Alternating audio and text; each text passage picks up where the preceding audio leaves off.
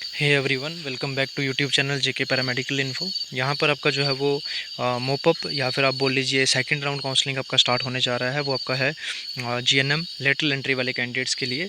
ठीक है, जिन कैंडिडेट्स ने जीएनएम लेटरल एंट्री में पहले एडमिशन ले ली, काउंसलिंग कर ली, ठीक है, उसके बाद में कुछ कैंडिडेट काउंसलिंग नहीं कर पाए, तो किसी को अपना कॉलेज चेंज करवाना है, कुछ कंडीशंस यहाँ पर मेंशन है। आपकी जो है वो सेकंड राउंड ऑफ काउंसलिंग होने जा रही है। ठीक है, सारी बातें, सारी डिटेल इस वीडियो में डिस्कस करते हैं। तो सबसे पहले मैं आपको बता दूं, रैंक 1 से लेके रैंक 41,487 तक जितने भी कैंडिडेट हैं उनको जो है वो एक दिन ही मिलेगा काउंसलिंग के लिए। ठीक है, आप लोग जो है वो इस डेट को नोट करके रख लें। ठीक है, 24 अगस्त आपका वो डे है जब आपको जो है वो काउंसलिंग के लिए जाना है। अगर आप कश्मीर प्रोविज़न से हैं, जेके बोपी ऑफिस कश्मीर, जम्मू प्रोविज़न से हैं, जेके बोपी ऑफिस जम्मू में। ठीक है, काउंसलिंग के लिए जाना है। ऑल कैटेगरी के कैंडिडेट जो है वो सेम डे जाएंगे काउंसलिंग के लिए। ठीक है, जिनको जो है वो पहले सीट्स नहीं मिली हैं या क्या कंडीशंस हैं वो मैं आगे आपको बताता हूँ इसमें। ठीक है, तो सबसे पहले यहाँ पर आपके कुछ एक मेंशंस हैं, यहाँ पर पॉइंट्स, कौन कौन से कैंडिडेट इसमें पार्टिसिपेट कर सकते हैं। सबसे पहले 8:30 AM आपको पहुँच जाना है, वहाँ पर अटेंडेंस वगैरह होगी। 10 AM आपकी जो है वो काउंसलिंग स्टार्ट हो जाती है। सबसे पहले बोर्ड जो है वो उन रिज़र्व कैटेगरी वाले कैंडिडेट्स हैं उनकी जो है वो सीट फिलअप करेगा, जो जिन्होंने पहले फर्स्ट राउंड काउंसलिंग में पार्टिसिपेट नहीं किया। ठीक है, और अब अगर पार्टिसिपेट करेंगे वो इसमें, तो उनको जो है वो सबसे पहले जो है उनकी सीट्स जो है वो फिल होंगी। ठीक है, अगर सीट्स जो है वो खाली रह जाती हैं तो उनको जो है वो, अगर रिज़र्व वाली फुल हो जाती हैं तो उनको जो है वो जनरल में मेंशन किया जाएगा, ओपन मेरिट में मेंशन किया जाएगा। अब यहाँ पर जो भी कैंडिडेट पार्टिसिपेट करेगा उनको जो है वो अपने ओरिजिनल डॉक्यूमेंट्स ले जाने हैं। डोमिसाइल सर्टिफिकेट, फीमेल मल्टीपर्पज़ या मेल मल्टीपर्पज़, एएनएम कोई भी किया है उसकी मार्कशीट लेकर जानी है आपको।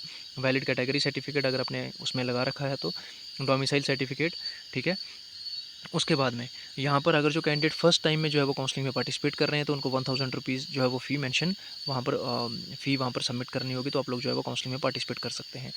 देन अगर आपने जो है वो पहले से ही काउंसलिंग अटेंड की है, ठीक है, उसके बाद में आपको यहाँ पर जो है वो सेकंड टाइम में जो है वो अपनी फ़ी देने की ज़रूरत नहीं है। बट सेकंड टाइम में कौन से कैंडिडेट पार्टिसिपेट कर सकते हैं, यहाँ पर the candidate who have been allotted seat college for their choices and have join the respective institution need not to attend the second round of mop up round counselling.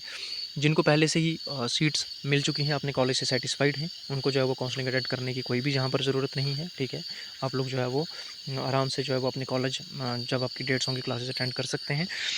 Then यहाँ पर mention है कि जो कैंडिडेट थे उनको यहाँ पर अपनी रिस्पेक्टेड कॉलेज की सीट्स अलॉट थी यहाँ पर इंस्टीट्यूशन में। ठीक है, वो अपग्रेडेशन के लिए, अपनी सीट्स की अपग्रेडेशन के लिए कोई और कॉलेज वगैरह चेंज करवाना चाहते हैं तो वो इसमें पार्टिसिपेट कर सकते हैं।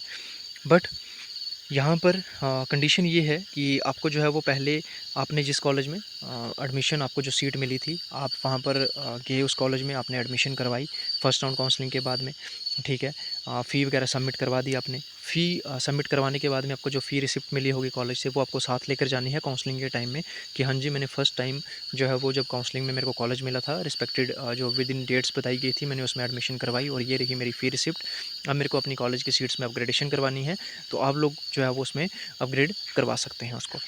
बट अगर जिन कैंडिडेट को फर्स्ट राउंड काउंसलिंग में सीट्स मिली थी वो लोग एडमिशन के लिए कॉलेज में नहीं गए, उनके पास फ़ी रिसिप्ट नहीं है, वो कैंडिडेट इसमें पार्टिसिपेट नहीं कर सकते। इसमें बिल्कुल आपका क्लियरली मेंशन है।